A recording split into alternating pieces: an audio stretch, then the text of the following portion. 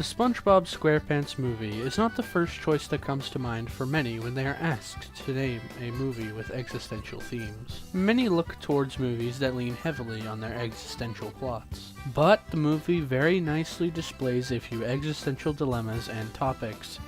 In fact, if you watch the actual TV show with an analytical eye, you will notice entire episodes that have existential themes as their plot. But we'll stick with the movie for this video. The movie is very interesting when it comes to its story due to its parallel plots involving SpongeBob and King Neptune leading up to when they meet at the Krusty Krab. This also includes a dual showcase of how people deal emotionally when faced with the dilemmas by showing differences and similarities between how SpongeBob and King Neptune act and react. For instance, the first showcase of an existential topic comes when SpongeBob is revealed to not be the manager of the Krusty Krab 2. You didn't get the job! What? You did not get the job! But why? SpongeBob, you're a great fry cook, but I gave the job to Squidward because being manager is a big responsibility. Well, let's face it, he's more, mature than you. I'm not mature. Lad, I mean this in the nicest of ways. But there's a word for what you are, and that word is, look, what I'm trying to say is, you're just a kid. And to be a manager, you have to be a man. Otherwise, they'd call it kidager. You understand, Iger? I mean, you understand? I guess so, Mr. Krabs. SpongeBob? I'm ready. Depression. I'm ready. Depression. And when King Neptune's crown is stolen. What is this, Mindy? Your crown? And what does this crown do? Covers your bald spot. It's not bald. It's thinning. This crown does much more than cover a slightly receding hairline. No, this crown entitles the one who wears it to be in charge of the sea. One day, you will wear this crown. I'm gonna be bald? Thinning! Anyway, the point is you won't wear it until you learn how to rule with an iron fist. Like your father. Dad? Your crown? What the? My crown! Both SpongeBob and King Neptune have massive reactions to major parts of who they are being torn away in an instant, or what is described by existentialists as being inauthentic. They based their lives on external things that they have no control over. For SpongeBob, it was his career. For King Neptune, it was his crown. Their specific reactions, however, are noticeably different. With SpongeBob, he sulks away into the sunset, while King Neptune screams very, very loudly. Both are in despair due to being inauthentic, but express their despair in different, yet similar ways. Another existential dilemma described in the film is who can I blame? One thing that people in despair look for is who or what to blame. When they don't realize that it is their fault that they chose to base their life on external things, they go after other external things, often other people. The person that both SpongeBob and King Neptune blame? Mr. Krabs.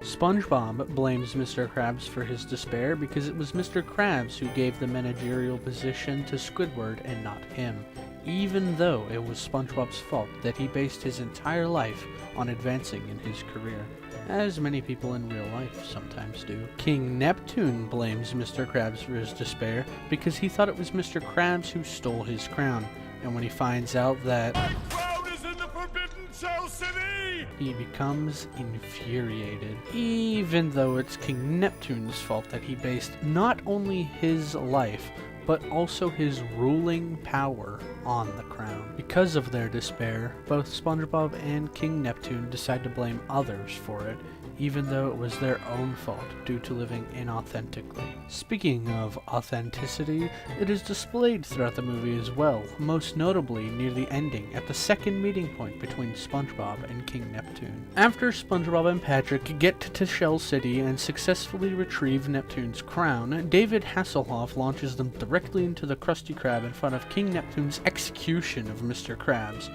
deflecting the flames away with the crown itself. You done good, Hasselhoff. You done. Ow. For those who haven't seen the movie, this seems like the climax, and that everything has seemingly resolved, but, spoiler alert, it wasn't. Plankton comes in and puts a mind control bucket on King Neptune, who then is about to execute both SpongeBob and Mr. Krabs. Up to this point in the movie, everyone in Bikini Bottom also had a mind control bucket on thanks to Plankton, and King Neptune falling into line can be seen as leveling, when everyone is acting as one mass instead of oneself. This goes along with despair, in that people who are living in despair will sometimes fall in line with how society wants them to. King Neptune, who was living in despair up until that point, eventually succumbed and became one with what everyone else was doing. However, in the very next scene, SpongeBob does the exact opposite. I guess you're right, Plankton. I am just a kid. SpongeBob decides to fully accept being the kid that he was called, and goes against becoming this adult thing that everyone else was wanting him to act like. Of course I'm right. Okay, Neptune, time to kill. And you know, I've been through a lot in the past 6 days, 5 minutes, 27.5 seconds. And if I've learned anything during that time, it's that you are who you are.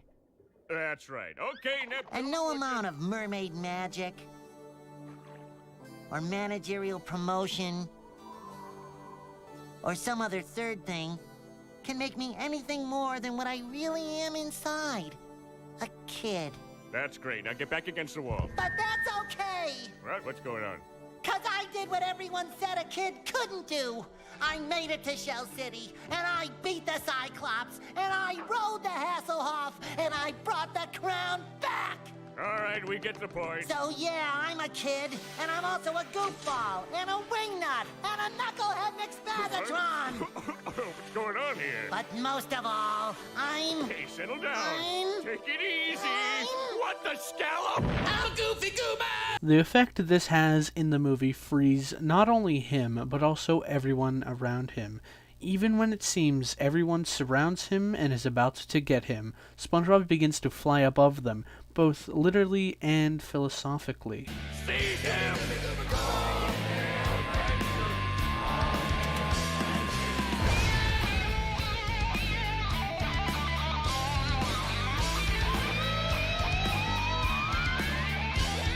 When one person accepts themselves and becomes truly authentic, some others around them may see that and maybe even try the same thing.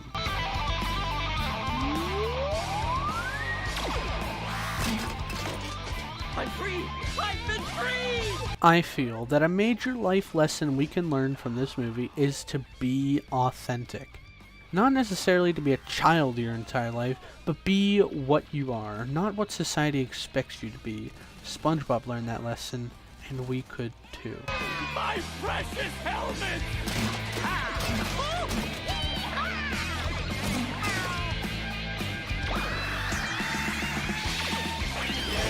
Many do not think that a children's cartoon could be a source of such deep intellectual ideas, but the analyses done by many other people have proven otherwise. Not only does this video prove otherwise, but online there's an abundance of other videos showcasing ideas and hidden meanings that are laid out in the show by its writers and animators. But this certainly isn't the only movie with existential themes and ideas.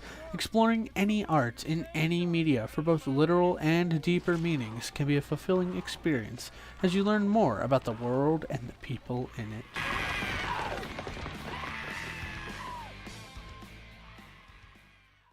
Wait a second, everybody. There's something I need to say first. I just don't know how to put it. I think I know what it is. After going on your life-changing journey, you now realize you don't want what you thought you wanted. What you really wanted was inside you all along. Are you crazy? I was just gonna tell you that your fly is down. Manager, this is the greatest day of my life! Ocean man, take me by the hand, lead me to the land that you